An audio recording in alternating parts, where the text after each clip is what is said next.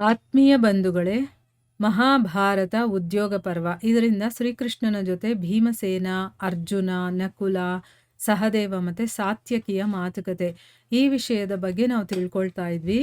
ಹೋದ ಭಾಗದಲ್ಲಿ ನಾವು ಭೀಮಸೇನ ಆಡಿದ ಮಾತನ್ನ ಕೇಳಿ ಕೃಷ್ಣ ಇವನೇನು ಇಷ್ಟು ಸಾಫ್ಟಾಗಿ ಮಾತಾಡ್ತಾ ಇದ್ದಾನಲ್ಲ ಅಂತ ಅಂದ್ಬಿಟ್ಟು ಅವನಿಗೆ ಸ್ವಲ್ಪ ಉತ್ತೇಜನೆ ಕೊಡಬೇಕು, ಅವನು ಯುದ್ಧ ಮಾಡಬೇಕು ಅಂತ ಅವನ ಮನಸ್ಸಿಗೆ ಬರಬೇಕು, ಆ ರೀತಿ ಮಾತಾಡ್ತಾನೆ. ನೀನು ಮಾಡಿರುವಂಥ ಪ್ರತಿಜ್ಞೆಯನ್ನು ಮರೆತು ಹೋಗಿದೀಯಾ? ಯಾವಾಗ ನೋಡಿದ್ರು ನಾನು ಯುದ್ಧ ಮಾಡಬೇಕು, ಆ ದುರ್ಯೋಧನನ್ನ ನಾನು ಕೊಲ್ಲಬೇಕು ಅಂತ ಹೇಳ್ತಿದ್ದವನು ಇವತ್ತು ಯುದ್ಧ ಮಾಡದೇ ಇರೋ ರೀತಿ ಏನಾದರೂ ಆಗುತ್ತಾ ನೋಡಿ, ನಾನು ಭರತ ಕುಲವನ್ನು ನಾಶ ಆಗೋದಕ್ಕೆ ನೋಡೋದಕ್ಕೆ ಇಷ್ಟಪಡಲ್ಲ, ಹಾಗೆ ಹೀಗೆ ಅಂತೆಲ್ಲ ಮಾತಾಡ್ತಾ ಇದೆಯಲ್ಲ, ನೀನು ಕ್ಷತ್ರಿಯ, ನಿನ್ನ ಧರ್ಮವನ್ನು ನೀನು ಮರಿಬೇಡ ಅಂತ ಅಂದ್ಬಿಟ್ಟು ಅವನು ಹೇಳ್ತಾನೆ ಕೃಷ್ಣ. ಅದಕ್ಕೆ ಭೀಮಸೇನ ಹೇಳ್ತಾನೆ, ವಾಸುದೇವ, ನಾನು ಬೇರೆ ಇನ್ನೇನೋ ಮಾಡಬೇಕು ಅಂತಿದ್ದೀನಿ, ಆದರೆ ನೀವು ಬೇರೆ ರೀತಿನೇ ಅರ್ಥ ಮಾಡ್ಕೊಂಡಿದ್ದೀರಾ. ನನ್ನ ಬಲ ಮತ್ತು ಪುರುಷಾರ್ಥ ಬೇರೆ ಪುರುಷರ ಪರಾಕ್ರಮದ ಜೊತೆ ಯಾವುದೇ ರೀತಿ ಸಮತ್ವವನ್ನು ಇಟ್ಕೊಳ್ಳೋದಿಲ್ಲ. ಅಂದರೆ ಏನು, ಬೇರೆಯವರು ನನ್ನ ಸರಿಸಮ ಆಗೋದಕ್ಕೆ ಸಾಧ್ಯನೇ ಇಲ್ಲ. ತನ್ನ ಬಾಯಿಂದನೇ ತನ್ನನ್ನು ಹೊಗಳ್ಕೊಳ್ಳೋದಿದೆಯಲ್ಲ, ಅದು ಸತ್ಪುರುಷರ ದೃಷ್ಟಿಯಲ್ಲಿ ಒಳ್ಳೆಯದೇ ಅಲ್ಲ. ಆದರೆ ನೀವು ನನ್ನ ಪುರುಷಾರ್ಥವನ್ನು ನಿಂದನೆ ಮಾಡಿದ್ದೀರಾ, ಅದಕ್ಕೋಸ್ಕರ ಈಗ ನಾನು ನನ್ನ ಬಲದ ವರ್ಣನೆಯನ್ನು ಮಾಡಲೇಬೇಕಾಗಿದೆ ಅಂತ ಹೇಳ್ತಾನೆ. ಅಂದರೆ ನಾನು ಭಯ ಪಟ್ಕೊಂಡಿದ್ದೀನಿ, ಆಮೇಲೆ ನಾನು ಹೆದರ್ಕೊಂಡು ಇದನ್ನು ಹೇಳ್ತಾ ಇದ್ದೀನಿ, ಅಥವಾ ನಾನು ಪುರುಷಾರ್ಥವನ್ನು ಮಾಡಲ್ಲ, ನನಗೆ ಬಲ ಇಲ್ಲ, ಆ ರೀತಿಯೆಲ್ಲ ನೀವು ಯೋಚನೆ ಮಾಡ್ತಾ ಇದ್ದೀರಾ. ನಾನು ಹೇಳಿದ ರೀತಿನೇ ಬೇರೆ, ನೀವು ಅರ್ಥ ಮಾಡ್ಕೊಂಡಿರೋ ರೀತಿನೇ ಬೇರೆ. ಈಗ ನನ್ನ ಒಂದು ಬಲ, ಪರಾಕ್ರಮ, ಶೌರ್ಯ ಏನಿದೆಯೋ ಅದನ್ನು ನಾನೇ ಹೇಳ್ಕೊಳ್ಳೋದು ಸರಿಯಲ್ಲ. ಇದು ಸತ್ಪುರುಷರ ದೃಷ್ಟಿಯಲ್ಲೂ ಕೂಡ ಒಳ್ಳೆಯದಲ್ಲ ಅಂತ ನಾನು ಹೇಳಲಿಲ್ಲ ಅಷ್ಟೇ. ಆದರೆ ಈಗ ನೀವು ನನ್ನ ಪುರುಷಾರ್ಥದ ಬಗ್ಗೆನೇ ಹೇಳಿದ್ದೀರಾ, ಅಂದರೆ ಅದನ್ನು ನಿಂದನೆ ಮಾಡಿ ಹೇಳಿದ್ದೀರಾ. ನಿನಗೆ ಪುರುಷಾರ್ಥ ಇಲ್ಲ, ಹಾಗೆ ಹೀಗೆ ಹೆದರ್ಕೊಂಡಿದ್ಯಾ, ನೀನು ಯುದ್ಧ ಮಾಡಬಾರ್ದು ಅಂತ ಡಿಸೈಡ್ ಮಾಡಿದ್ಯಾ ಅಂತೆಲ್ಲ ಹೇಳಿದ್ದೀರಲ್ವಾ.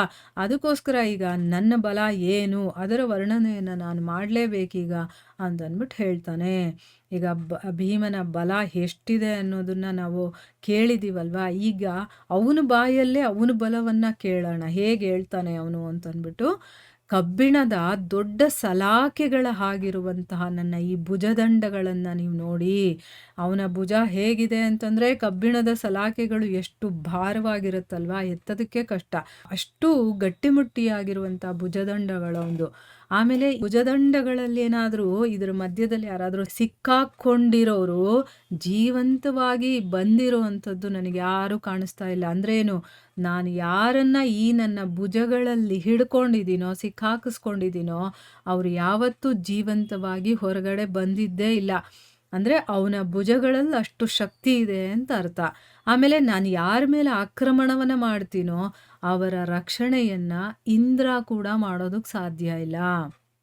ಆಮೇಲೆ ಪಾಂಡವರ ಮೇಲೆ ಅತ್ಯಾಚಾರ ಮಾಡೋದಕ್ಕೆ ಯಾರು ಉದ್ಯುಕ್ತರಾಗಿರ್ತಾರೋ, ಅಂದರೆ ತಯಾರಾಗಿರ್ತಾರೋ, ಈ ಸಮಸ್ತ ಯುದ್ಧದಲ್ಲಿ ಅಂದರೆ ಅಂಥವ್ರು ಯಾರಾದರೂ ಇದ್ದರೆ, ಪಾಂಡವರ ಮೇಲೆ ನಾವು ಕೆಟ್ಟದನ್ನು ಮಾಡಬೇಕು, ಅವ್ರನ್ನ ನಾಶ ಮಾಡಬೇಕು, ಅವ್ರ ಅತ್ಯಾಚಾರ ಮಾಡಬೇಕು ಅಂತ ಯಾರಾದರೂ ಅಂದ್ಕೊಂಡಿದ್ರೆ, ಈ ಯುದ್ಧದಲ್ಲಿ ಅಂಥ ಯಾರಾದರೂ ವೀರರೇನಾದರೂ ಇದ್ದರೆ ಅಂಥ ಕ್ಷತ್ರಿಯರನ್ನು ನಾನು ನೆಲದ ಮೇಲೆ ಬೀಳಿಸಿ ಅವರನ್ನು ಕಾಲಿಂದ ಹೊಸಕ ಹಾಕ್ಬಿಡ್ತೀನಿ ಅಂತ ಅಂದ್ಬಿಟ್ಟು ಹೇಳ್ತಾ ಇದ್ದಾನೆ. ಆಮೇಲೆ ಹೇಳ್ತಾನೆ, ನಾನು ಯಾವ ರೀತಿ ರಾಜರನ್ನೆಲ್ಲ ಗೆದ್ದು ನನ್ನ ಅಧೀನವನ್ನು ಮಾಡ್ಕೊಂಡಿದ್ದೀನಿ ಅನ್ನೋದನ್ನೇ ನೀವೇನಾದರೂ ಮರೆತುಬಿಟ್ಟಿದ್ದೀರಾ? ಅಂದರೆ ನೀವೇ ನೋಡಿದ್ದೀರಾ ನಾನೇನೆಲ್ಲ ಮಾಡಿದ್ದೀನಿ, ಹೇಗೆ ರಾಜರನ್ನು ಗೆದ್ದು ನನ್ನ ಒಂದು ಕಂಟ್ರೋಲಲ್ಲಿ ಇಟ್ಕೊಂಡಿದ್ದೀನಿ ಅಂತ, ಅದನ್ನೆಲ್ಲ ನೀವು ಮರೆತುಬಿಟ್ಟಿದ್ದೀರಾ? ಇಡೀ ಜಗತ್ತೇ ನನ್ನ ಮೇಲೆ ಕೋಪಿಸ್ಕೊಂಡು ಆಕ್ರಮಣ ಮಾಡಿದ್ರೂ ಕೂಡ ನನಗೆ ಭಯ ಅನ್ನೋದಾಗೋದಿಲ್ಲ.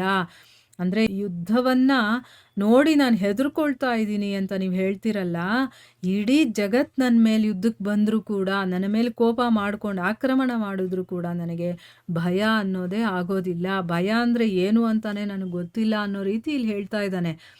ನಾನು ಇಲ್ಲಿ ಶಾಂತಿಯಿಂದ ಮಾತಾಡ್ತಾ ಇರೋದು ಕೇವಲ ನನ್ನ ಸೌಹಾರ್ದತೆಯಿಂದ.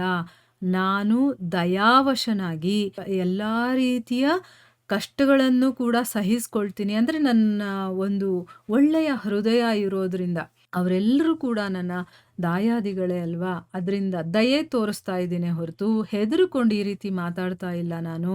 ಬೇಕಾದ್ರೆ ದಯೆಯಿಂದ ನಾನು ಏನೇ ಕಷ್ಟ ಬಂದರೂ ಕೂಡ ಸಹಿಸ್ಕೊಳ್ತೀನಿ. ಮತ್ತು ಇದರಿಂದಾನೇ ನಾನು ಭರತ ವಂಶೀಯರ ನಾಶ ಆಗದೇ ಇರಲಿ ಅಂತ ಅಂದ್ಬಿಟ್ಟು ನಾನು ಇಷ್ಟಪಡ್ತಾ ಇದ್ದೀನಿ. ಯಾಕೆ ಅಂತಂದರೆ ಒಂದು ಸರಿ ಯುದ್ಧ ಶುರುವಾಯಿತು ಅಂತಂದರೆ ಆಮೇಲೆ ನಮ್ಮನ್ನು ಯಾರೂ ನಿಲ್ಲಿಸೋದಕ್ಕಾಗೋದಿಲ್ಲ.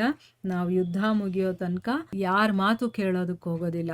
ಯಾಕಂತಂದರೆ ನಮಗೆಷ್ಟು ಮೋಸ ಆಗಿದೆ ಅಂತೆಲ್ಲ ಗೊತ್ತು. ಯುದ್ಧಕ್ಕೆ ಮುಂಚೆನೇ ಸಂಧಿ ಮಾಡಿಕೊಂಡ್ರೆ ಓಕೆ. ಅಂದರೆ ಅವ್ನು ಸಮಾಧಾನ ಮಾಡ್ಕೊಂಡು ಶಾಂತವಾಗಿದ್ದರೆ ಓಕೆ. ಇಲ್ಲ ಅಂತಂದರೆ ಅನ್ಯಾಯವಾಗಿ ಎಲ್ಲರೂ ಸಾಯ್ತಾರಲ್ಲ ಅಂತ ದಯೆ ತೋರಿಸಿ ನಾನು ಈ ರೀತಿ ಮಾತಾಡ್ತಾ ಇರೋದೇ ಹೊರತು ಹೆದರಿಕೊಂಡು ಅಥವಾ ಇನ್ನೇನೋ ಒಂದು ಕಾರಣದಿಂದ ಅಲ್ಲ ಅಂತಂದ್ಬಿಟ್ಟು ಇಲ್ಲಿ ತನ್ನ ಮಾತನ್ನು ಕೃಷ್ಣನಿಗೆ ಹೇಳ್ತಾನೆ.